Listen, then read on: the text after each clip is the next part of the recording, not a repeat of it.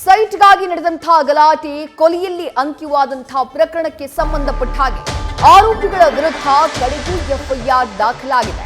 ಬೆಂಗಳೂರಿನ ಕೊಡಿಗೆಹಳ್ಳಿ ವ್ಯಾಪ್ತಿಯಲ್ಲಿ ನಡೆದಿದ್ದಂತಹ ಘಟನೆ ಇದು. ಕೊಡಿಗೆಹಳ್ಳಿ ಠಾಣೆಯಲ್ಲಿ ಸದ್ಯ ನಾಗರಾಜ್ ಮೇಲೆ ಎಫ್ಐಆರ್ ದಾಖಲಾಗಿದೆ. ಸಾವಿಗೂ ಮುನ್ನ 112ಕ್ಕೆ ಕರೆ ಮಾಡಿದ್ದ ಮೃತ ಪ್ರಕಾಶ್ ಕೊಲೆ ಮಾಡಿದ್ದಾನೆ ಅಂತ ಹೇಳಿ ಮೃತನ ಕುಟುಂಬಸ್ಥರು ಸದ್ಯ ನಾಗರಾಜ್ ವಿರುದ್ಧ ಆರೋಪವನ್ನ ಮಾಡಿದ್ದಾರೆ. ಆರೋಪಿ ನಾಗರಾಜ್ ಸೇರಿ 4 ಜನರ ಮೇಲೆ ಕೇಸ್ ದಾಖಲಾಗಿದೆ. ಈ ಪ್ರಕರಣದಲ್ಲಿ A1 ಆರೋಪಿಯಾಗಿರುವುದು ನಾಗರಾಜ್. ಮೃತ ಪ್ರಕಾಶ್ ಪತ್ನಿ ನೀಡಿದ ದೂರಿನ ಮೇರೆಗೆ ಸದ್ಯ ಎಫ್ಐಆರ್ ದಾಖಲು ಮಾಡಲಾಗಿದೆ. ಕೊಲೆ ಯತ್ನ, ಬೆದರಿಕೆ, ಅವಮಾನ, ಜಾತಿ ನಿಂದನೆ ಈ ರೀತಿಯಾದಂತಹ ಸೆಕ್ಷನ್ಗಳನ್ನ ಹಾಕಲಾಗಿದೆ. ಉದ್ದೇಶಪೂರ್ವಕವಾಗಿ ಹಲ್ಲೆ ಸೇರಿ ಪೊಲೀಸರು ಸದ್ಯ ಎಫ್ಐಆರ್ ನ ದಾಖಲು ಮಾಡಿಕೊಂಡಿದ್ದಾರೆ.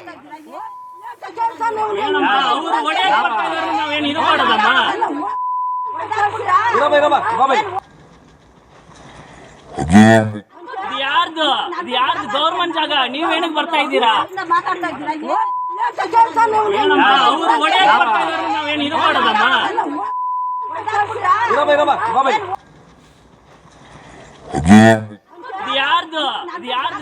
ನಿನ್ನೆ ಮಧ್ಯಾಹ್ನ ನಡೆದಿದ್ದಂತಹ ಗಲಾಟೆ ಇದು. ಆ ದೃಶ್ಯಗಳನ್ನ ನೀವು ಗಮನಿಸ್ತಾ ಇದ್ದೀರಿ. ಅದಾದ ನಂತರನೇ ಪ್ರಕಾಶ್ ಅವರು ಸಾವನ್ನಪ್ಪಿದ್ದು.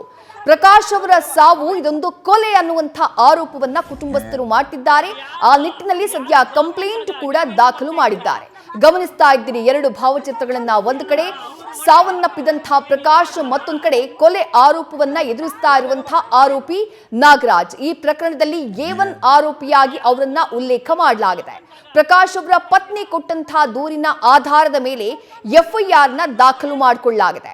ನಿನ್ನೆ ಮಧ್ಯಾಹ್ನ 12 ಗಂಟೆಗೆ ನಮ್ಮ ಜಾಗದ ಬಳಿ JCB ತಂದು ಗಲಾಟೆ ಮಾಡಿದ್ದಾರೆ, ಅತಿಕ್ರಮ ಪ್ರವೇಶ ಮಾಡೋಕೆ ಯತ್ನಿಸಿದ್ದಾರೆ ಅಂತೇಳಿ ನಾಗರಾಜ್ ಅವರ ವಿರುದ್ಧ ಪ್ರಕಾಶ್ ಕುಟುಂಬಸ್ಥರು ಆರೋಪವನ್ನ ಮಾಡ್ತಾ ಇರೋದು.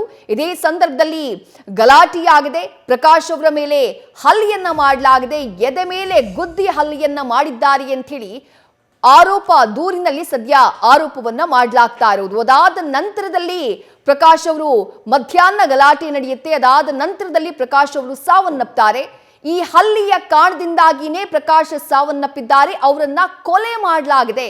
ಆರೋಪಿ ನಾಗರಾಜ್ ಅವರು ಹಾಗೆ ಅವರ ಸಹಚರರು ಸೇರ್ಕೊಂಡು ಹತ್ಯೆಯನ್ನ ಮಾಡಿದ್ದಾರೆ ಅಂತ ಹೇಳಿ ಸದ್ಯ ಎಫ್ಐಆರ್ ನಲ್ಲಿ ಕುಟುಂಬಸ್ಥರು ಉಲ್ಲೇಖವನ್ನ ಮಾಡಿದ್ದಾರೆ. ಮೃತ ಪ್ರಕಾಶ್ ಅವರ ಪತ್ನಿ ಕೊಟ್ಟಂತಹ ದೂರಿನ ಆಧಾರದ ಮೇಲೆ ಎಫ್ಐಆರ್ ನ ದಾಖಲು ಮಾಡಿಕೊಳ್ಳಲಾಗಿದೆ.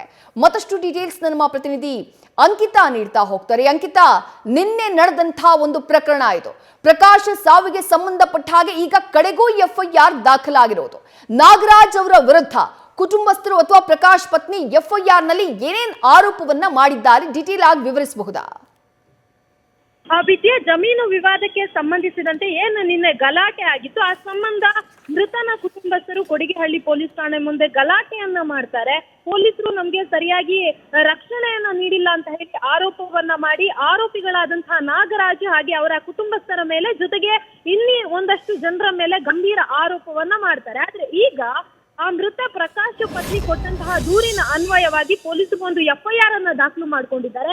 ಆ ಒಂದು ಎಫ್ಐಆರ್ ನಲ್ಲಿ ಪ್ರಕರಣದ A1 ಆರೋಪಿಯಾಗಿ ನಾಗರಾಜನ್ನ ಕನ್ಸಿಡರ್ ಮಾಡಿದ್ದಾರೆ. ನೀವು ಹೇಳ್ದ ಹಾಗೆ ಎಫ್ಐಆರ್ ನಲ್ಲಿ ಏನೇನ್ ಇದೆ ಅಂತ ಹೇಳಿದ್ರೆ, ಪ್ರಮುಖವಾಗಿ ಆ ಒಂದು ಮಹಿಳೆ ಏನಿದ್ದಾಳೆ ಆಕೆ ಹೇಳ್ತಾ ಇರುವಂತದ್ದು, ನಾನು ನನ್ನ ಗಂಡ ಪ್ರಕಾಶ್ ಹಾಗೆ 2 ಮಕ್ಕಳ ಜೊತೆ ವಾಸವಾಗಿರ್ತೀನಿ. ನನ್ನ ತಂದೆಯವರ ಆಸ್ತಿಯಾದಂತಹ ಕೋತಿ ಹೊಸಹಳ್ಳಿ ಗ್ರಾಮಕ್ಕೆ ಸೇರಿದಂತಹ ಸರ್ವೆ ನಂಬರ್ 33/3ರಲ್ಲಿ 1 ಎಕರೆ 6 ಗುಂಟೆ ಜಮೀನು ಇದೆ. ಆ ಜಮೀನಿನಲ್ಲಿ ನಾನು ಮತ್ತೆ ನನ್ನ ತಾಯಿ ಮುನಿಯಮ್ಮ ಜೊತೆಗೆ ನನ್ನ ಅಕ್ಕಂದಿರು ಹಾಗೆ ನನ್ನ ಅಣ್ಣನೊಂದಿಗೆ ಸೇರಿ ಕೆಲ ಕೂಲಿ ಕಾರ್ಮಿಕರ ಶೆಡ್ಗಳನ್ನ ಜೊತೆಗೆ ಅಂಗಡಿ ಮುಂಗಟ್ಟುಗಳನ್ನ ಕಟ್ಟಿ ನಮ್ಮ ಸ್ವಾಧೀನದಲ್ಲಿ ಇಟ್ಕೊಂಡಿರ್ತೀವಿ. ಹೀಗಿರುವಾಗ ಮೇಲ್ಕಂಡ ಜಾಗಕ್ಕೆ ಸಂಬಂಧಿಸಿದಂತೆ, ಅಂದ್ರೆ ಈಗಾಗ್ಲೇ ಅವ್ರು ಇರುವಂತಹ ಜಾಗಕ್ಕೆ ಸಂಬಂಧಿಸಿದಂತೆ NTI ಹೌಸಿಂಗ್ ಕೋಆಪರೇಟಿವ್ ಸೊಸೈಟಿ ಅವರ ಮೇಲೆ ಸಿವಿಲ್ ವಾಚ್ಯವಿರುತ್ತೆ. NTI ಸೊಸೈಟಿ ಪರವಾಗಿ ಅದರ ಕಾರ್ಯದರ್ಶಿ ಆಗಿರುವಂತಹ ಪ್ರತಾಪ್ ಚಂದ್ರ ರಾಠೋಡ್ ಜೊತೆಗೆ ಕಾಂಟ್ರಾಕ್ಟರ್ ಆಗಿರುವಂತಹ R ನಾಗರಾಜ್ ಜೊತೆಗೆ ಅವರ ಮಗ ಅಂಜನ್ ಕುಮಾರ್ ಹಾಗೆ 15 ಜನ ಬೆಂಬಲಿಗರು ಆಗಾಗ ಬಂದು ಆ ಜಾಗಕ್ಕೆ ಬಂದು ಕಿರುಕುಳವನ್ನ ಕೊಟ್ಟಿರ್ತಾರೆ. ಈ ಸಂಬಂಧಪಟ್ಟಂತೆ ನಾವು 14/9/2023 ಇದೇ ಕೊಡಿಗೆಹಳ್ಳಿ ಠಾಣೆಗೆ ಬಂದು ದೂರನ್ನ ಕೂಡ ಕೊಟ್ಟಿರ್ತೀವಿ ಅನ್ನೋ ಮಾತನ್ನ ಹೇಳಿದ್ದಾರೆ. 23ನೇ ತಾರೀಕು ಅಂದ್ರೆ ಕಳೆದ 2 ದಿನಗಳ ಹಿಂದೆ 23ನೇ ತಾರೀಕು ಕೆಲವೊಂದು ವ್ಯಕ್ತಿಗಳು ಆ ಒಂದು ಜಾಗಕ್ಕೆ ಬಂದು ಜಾತಿ ನಿಂದನೆಯನ್ನ ಮಾಡ್ತಾರೆ. ಜೊತೆಗೆ ಅವಾಚ್ಯ ಶಬ್ದಗಳಿಂದ ಬಂದು ಕುಟುಂಬದವರಿಗೆ ಬೆದರಿಕೆಯನ್ನ ಹಾಕಿ ಹೋಗಿರ್ತಾರೆ. ಅದರಂತೆ ನಿನ್ನೆ ಮಧ್ಯಾಹ್ನ ಸುಮಾರು 12 ಗಂಟೆ ಸಮಯದಲ್ಲಿ ಆರೋಪಿಗಳು ಮತ್ತೆ ಅದೇ ಜಾಗಕ್ಕೆ ಬಂದು JCB ಟಿಪ್ಪರ್ ಲಾರಿಗಳನ್ನ ತೆಗೆದುಕೊಂಡು ಬಂದು ಅವಾಚ್ಯ ಶಬ್ದಗಳಿಂದ ನಿಂದಿಸೋದಕ್ಕೆ ಶುರು ಮಾಡ್ತಾರೆ. ಜೊತೆಗೆ ಆ ಜಮೀನಿಗೆ ಅತಿಕ್ರಮ ಪ್ರವೇಶವನ್ನ ಮಾಡಲು ಯತ್ನಿಸ್ತಾರೆ. ಇಲ್ಲಿ ಜೋರ್ ಗಲಾಟೆ ಆಗುತ್ತೆ. ಆ ಸಂದರ್ಭದಲ್ಲಿ ಅವರ ಗಂಡ ಪ್ರಕಾಶ್ ಏನಿದ್ದಾರೆ ಅವರು ಮಿಡಲ್ ಹೋಗಿ ಅದನ್ನ ಜಗಳವನ್ನ ಬಿಡಿಸೋದಕ್ಕೆ ಮುಂದಾಗ್ತಾರೆ. ಆ ಸಂದರ್ಭದಲ್ಲಿ ಏಕಾಏಕಿ ಆ ಗೂಂಡಗಳೇನಿದ್ದಾರೆ ಅವರು ಹಲ್ಲೆಯನ್ನು ಮಾಡೋದಕ್ಕೆ ಮುಂದಾಗ್ತಾರೆ. ಆ ಸಂದರ್ಭದಲ್ಲಿ ಪ್ರಕಾಶ್ ಅವರು ಅಂದ್ರೆ ಮೃತ ವ್ಯಕ್ತಿ ಪ್ರಕಾಶ್ ಏನಿದ್ದಾರೆ ಅವರು 112ಗೂ ಕೂಡ ಕರೆಯನ್ನ ಮಾಡ್ತಾರೆ. ತಕ್ಷಣ ಸ್ಥಳಕ್ಕೆ ಪೊಲೀಸರು ಕೂಡ ಬರ್ತಾರೆ. 112ಗೆ ಕರೆ ಮಾಡಿದ ಬಳಿಕ ಪ್ರಕಾಶ್ಗೆ ಎದೆನೋವು ಕಾಣಿಸ್ಕೊಳ್ಳುತ್ತೆ. ಅದಾದ್ಮೇಲೆ ಅವರನ್ನ ಇಮಿಡಿಯೇಟ್ಲಿ ಆಸ್ಪತ್ರೆಗೆ ಶಿಫ್ಟ್ ಮಾಡುವಂತಹ ಕೆಲಸವನ್ನ ಮಾಡ್ತಾರೆ. ಪ್ರಕಾಶ್ ಅವರನ್ನ ಪರಿಶೀಲಿಸಿದಂತಹ ವೈದ್ಯರು ಅಂದ್ರೆ ಅವ್ರು ಹೇಳ್ತಾರೆ, ನೀವು ಆಸ್ಪತ್ರೆಗೆ ಕರೆತರೋ ಮುನ್ನವೇ ಪ್ರಕಾಶ್ ಅವರು ಡೆತ್ ಆಗಿದ್ದಾರೆ ಅಂತ ಹೇಳ್ತಾರೆ. ಅದಾದ ಬಳಿಕ ಈಗಾಗಲೇ ಪೋಸ್ಟ್ ಮಾರ್ಟಮ್ ರಿಪೋರ್ಟ್ ಕೂಡ ಸಿಕ್ಕಿದೆ ಅಂತ ಹೇಳಲಾಗ್ತಾ ಇದೆ. ಅದರಲ್ಲಿ ಹೃದಯಾಘಾತ ಆಗಿದೆ ಅನ್ನೋದ್ರ ಮಾಹಿತಿಯನ್ನ ಉಲ್ಲೇಖ ಮಾಡಿದ್ದಾರೆ ಅನ್ನೋದ್ರ ಬಗ್ಗೆ ನಮಗೂ ಕೂಡ ಒಂದಷ್ಟು ಇನ್ಫಾರ್ಮೇಶನ್ ಸಿಗ್ತಾ ಇದೆ. ಅಂದ್ರೆ ಆ ಗಲಾಟೆ ಆದಂತಹ ಸಂದರ್ಭದಲ್ಲಿ ಈ ಎಲ್ಲಾ ಇನ್ಸಿಡೆಂಟ್ ಅನ್ನ ನೋಡಿ ಪ್ರಕಾಶ್ ಅವರು ಆಘಾತಕ್ಕೊಳಗಾಗಿ ಅವರಿಗೆ ಆ ಟೈಮಲ್ಲಿ ಏನಾದ್ರು ಹಾರ್ಟ್ ಅಟ್ಯಾಕ್ ಆಯ್ತಾ ಅನ್ನೋ ಪ್ರಶ್ನೆ ಕೂಡ ಉದ್ಭವ ಆಗ್ತಾ ಇರುವಂತದ್ದು. ಆದ್ರೆ ಈಗ ಮೃತ ಪ್ರಕಾಶ್ ಅವರ ಪತ್ನಿ ಏನಿದ್ದಾರೆ ಶ್ರೀದೇವಿ ಅವರು ಕೊಟ್ಟಿರುವಂತಹ ದೂರಿನ ಅನ್ವಯ FIR ದಾಖಲು ಮಾಡಿದ್ದಾರೆ. ಈಗ ನಾನು ಹೇಳಿದ ಎಲ್ಲಾ ವಿಚಾರಗಳನ್ನ ಅದರಲ್ಲಿ ಉಲ್ಲೇಖ ಮಾಡಿದ್ದಾರೆ. ಅದನ್ನ ಹೊರತುಪಡಿಸಿ ಒಂದಷ್ಟು ಸೆಕ್ಷನ್ ಗಳನ್ನ ಕೂಡ ಹಾಕಿರುವಂತದ್ದು. ಅಂದ್ರೆ ಕೊಲೆ ಯತ್ನ, ಹಲ್ಲೆ, ಹೀಗೆ ನಿಂದನೆ, ಈ ರೀತಿಯ ಸೆಕ್ಷನ್ ಗಳನ್ನ ಹಾಕಿ ಆರೋಪಿಗಳ ವಿರುದ್ಧ ಕ್ರಮವನ್ನ ಕೈಗೊಳ್ಳುವಂತೆ ಈಗಾಗಲೇ ಆ ಮೃತನ ಪತ್ನಿ ಕೂಡ ಜೊತೆಗೆ ಅವರ ಕುಟುಂಬಸ್ಥರು ಕೂಡ ಆಕ್ರೋಶವನ್ನ ವ್ಯಕ್ತಪಡಿಸ್ತಾ ಇದ್ದಾರೆ. ಈ ಒಂದು FIR ನಲ್ಲಿ ಸುಮಾರು 4 ಜನರನ್ನ ಆರೋಪಿಯನ್ನಾಗಿ ಉಲ್ಲೇಖ ಮಾಡಿದ್ದಾರೆ. ಅದರಲ್ಲಿ ಮೊದಲ ಆರೋಪಿ ನಾಗರಾಜು ಅನ್ನೋದು ಈಗಾಗಲೇ ಗೊತ್ತಾಗಿದೆ. ಮುಂದಿನ ದಿನಗಳಲ್ಲಿ ಅಂದ್ರೆ ಪೊಲೀಸರು ಆರೋಪಿಗಳ ವಿರುದ್ಧ ಯಾವ ರೀತಿಯಾಗಿ ಕ್ರಮವನ್ನ ಕೈಗೊಳ್ತಾರೆ ಅನ್ನೋದನ್ನ ಕಾದ್ ನೋಡ್ಬೇಕಾಗುತ್ತೆ. ಆದ್ರೆ ನಿನ್ನೆ ಆದಂತಹ ಗಲಾಟೆ ಏನಿದೆ ಆ ಗಲಾಟೆಯ ಸಂದರ್ಭದಲ್ಲಿ ಒಂದಷ್ಟು ವಿಡಿಯೋ ಪ್ರೂಫ್ಗಳು ಜೊತೆಗೆ ಒಂದಷ್ಟು ಎವಿಡೆನ್ಸ್ ಗಳನ್ನ ಈಗಾಗಲೇ ಮೃತನ ಕುಟುಂಬಸ್ಥರು ಪೊಲೀಸರಿಗೆ ಅಂಕಿತಾ, ನಾಗರಾಜ್ ಅವರ ವಿರುದ್ಧ ದಾಖಲಾಗಿರುವುದು ಗಂಭೀರವಾದಂತಹ ಸೆಕ್ಷನ್ಸ್, ಕೊಲೆ ಯತ್ನ ಸೇರಿದಂತೆ ಹಲವು ಸೆಕ್ಷನ್ಗಳ ಅಡಿಯಲ್ಲಿ ದೂರನ್ನ ದಾಖಲು ಮಾಡಿಕೊಳ್ಳಲಾಗಿದೆ. ಪೊಲೀಸರು ಇನ್ನೂ ಕೂಡ ಕ್ರಮಕ್ಕೆ ಮುಂದಾಗಿಲ್ವಾ ಅಥವಾ ನಾಗರಾಜ್ ಏನಾದ್ರೂ ನಾಪತ್ತೆಯಾಗಿದ್ದಾರಾ? ಪೊಲೀಸರ ತನಿಖೆ ಯಾವ ರೀತಿ ಸಾಗ್ತಾ ಇದೆ ಅಂಕಿತಾ? ವಿದ್ಯಾ, ಈಗಾಗಲೇ ಅದೇ ಕುಟುಂಬಸ್ಥರು ಆರೋಪ ಮಾಡ್ತಾ ಇರುವಂತದ್ದೇನು ಅಂತಂದ್ರೆ ಪೊಲೀಸರು ನಾವು ಈ ಹಿಂದೆ ದೂರು ಕೊಟ್ಟಾಗ ಸರಿಯಾಗಿ ಕ್ರಮವನ್ನ ಕೈಗೊಳ್ತಾ ಇದ್ರೆ, ಯಾಕೆಂತಂದ್ರೆ ಈ ಹಿಂದೆ ದೂರು ಕೊಟ್ಟಂತಹ ಸಂದರ್ಭದಲ್ಲಿ ಆ ದೂರಿನಲ್ಲಿ ನಾಗರಾಜ್ ಹೆಸರನ್ನ ಉಲ್ಲೇಖ ಮಾಡಿದ್ರು. ಆ ಟೈಮಲ್ಲಿ ಏನಾದ್ರು ಪೊಲೀಸರು ಸೀರಿಯಸ್ ಆಗಿ ಏನಾದ್ರು ಆಕ್ಷನ್ ತಗೊಂಡಿದ್ರೆ ಬಹುಶಃ ಈ ರೀತಿಯ ಒಂದು ಗಲಾಟೆ ಆಗ್ತಾ ಇರ್ಲಿಲ್ಲ ಅಂತ ಹೇಳಿ ಅವ್ರ ಕುಟುಂಬಸ್ಥರು ಕೂಡ ಆರೋಪವನ್ನ ಮಾಡಿದ್ರು.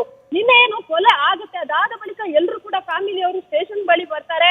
ಕೊಡಿಗೆಹಳ್ಳಿ ಪೊಲೀಸರ ಮೇಲೆ ಆಕ್ರೋಶವನ್ನು ಹೊರ ಹಾಕ್ತಾರೆ. ನಿಮ್ಮಿಂದನೇ ಈ ರೀತಿಯಾಗಿ ಆಯ್ತು ಅನ್ನೋ ಲೆವೆಲ್ಗೆ ಅವರು ಹೋರಾಟವನ್ನ ಮುಂದುವರೆಸ್ತಾರೆ. ಅದಾದ ಬಳಿಕ ಅವರನ್ನ ಸಮಾಧಾನ ಪಡಿಸಿ ಪೊಲೀಸರು ಅವರನ್ನ ಒಳಗಡೆ ಕರ್ಕೊಂಡು ಹೋಗಿ ಈಗಾಗಲೇ ಏನು ಗೂಂಡಾಗಳಿದ್ದಾರೆ ಅವರನ್ನ ತಕ್ಷಣಕ್ಕೆ ವಶಕ್ಕೆ ಪಡೆದುಕೊಂಡು ಆ ಒಂದು ಫ್ಯಾಮಿಲಿಯ ಹೇಳಿಕೆಯ ಆಧಾರದ ಮೇಲೆ ಈಗ FIR ಅನ್ನ ಮಾಡ್ಕೊಂಡಿರುವಂತದ್ದು. ಸದ್ಯಕ್ಕೆ ಈ ಒಂದು ಪ್ರಕರಣದಲ್ಲಿ ಇದುವರೆಗೂ ಕೂಡ ನಾಗರಾಜ್ ಅವರನ್ನ ಅರೆಸ್ಟ್ ಮಾಡಿಲ್ಲ ಅನ್ನೋದ್ರ ಬಗ್ಗೆ ಮಾಹಿತಿ ಸಿಗ್ತಾ ಇದೆ. ಅವ್ರಂದ್ರೆ ಸಾಕಷ್ಟು ಆರೋಪಗಳು ಅವ್ರ ಮೇಲೆ ಕೇಳಿ ಬರ್ತಾ ಇದೆ. ಅದಕ್ಕೆ ಸಂಬಂಧಪಟ್ಟಂತೆ ಮುಂದಿನ ದಿನಗಳಲ್ಲಿ ಯಾವ ರೀತಿಯಾಗಿ ಬೆಳವಣಿಗೆ ಆಗುತ್ತೆ ಅನ್ನೋದನ್ನ ಕಾದ್ ನೋಡ್ಬೇಕಾಗುತ್ತೆ. ಜೊತೆಗೆ ಸಂಬಂಧಪಟ್ಟಂತೆ DCP ಅವರು ಕೂಡ ಮಾತನಾಡಿದ್ರು. ಅಂದ್ರೆ ಹೌದು, ಈ ರೀತಿಯ ಒಂದು ಘಟನೆ ಆಗಿದೆ, ಕೊಲೆ ನಡೆದು ಹೋಗಿದೆ, ಬಟ್ ಈ ಕೊಲೆಗೆ ಎಕ್ಸಾಕ್ಟ್ ರೀಸನ್ ಏನು ಅಂತ ಗೊತ್ತಾಗ್ತಾ ಇಲ್ಲ. ಹಾಗಾಗಿ ಪೋಸ್ಟ್ ಮಾರ್ಟಮ್ ರಿಪೋರ್ಟ್ ಬಂದ ಬಳಿಕ ನಾವು ಈ ಒಂದು ಕೊಲೆ ಪ್ರಕರಣಕ್ಕೆ ಸಂಬಂಧಪಟ್ಟಂತೆ ತನಿಖೆಯನ್ನ ಮಾಡ್ತೀವಿ, ಜೊತೆಗೆ ಆರೋಪಿಗಳ ವಿರುದ್ಧ ಕ್ರಮವನ್ನ ಕೈಗೊಳ್ತೀವಿ ಅನ್ನೋ ಮಾತನ್ನ ಅವರು ನಿನ್ನೆನೆ ಹೇಳಿದ್ರು. ಆದ್ರೆ ಇದುವರೆಗೂ ಕೂಡ ಪೊಲೀಸರು ಯಾವ ರೀತಿಯಾಗಿ ಈ ಒಂದು ಪ್ರಕರಣದ ತನಿಖೆಯನ್ನ ಮಾಡ್ತಾ ಇದ್ದಾರೆ, ಜೊತೆಗೆ ಈ ಒಂದು ಪ್ರಕರಣಕ್ಕೆ ಸಂಬಂಧಪಟ್ಟಂತೆ ACP ಅವ್ರಿಗೂ ಕೂಡ ವರದಿಯನ್ನ ಕೊಟ್ಟಿರುವ ಬಗ್ಗೆ ಈಗ ಮಾಹಿತಿ ಸಿಗ್ತಾ ಇದೆ. ವಿದ್ಯಾ, ಥ್ಯಾಂಕ್ ಯು ಅಂಕಿತಾ ತಮ್ಮೆಲ್ಲ ಡೀಟೇಲ್ಸ್ಗೆ. ನ್ಯೂಸ್ ಫಸ್ಟ್ ನಿರ್ಭೀತಿಯಿಂದ ನಿಮ್ಮ ಪರವಾಗಿ.